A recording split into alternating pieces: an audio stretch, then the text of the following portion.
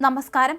കട്ടപ്പനയിൽ സെൻട്രൽ ജംഗ്ഷനിൽ ആത്മഹത്യ ചെയ്ത നിലയിൽ കണ്ടെത്തിയ വ്യാപാരിയുടെ ആത്മഹത്യാക്കുറിപ്പ് പുറത്തുവന്നു.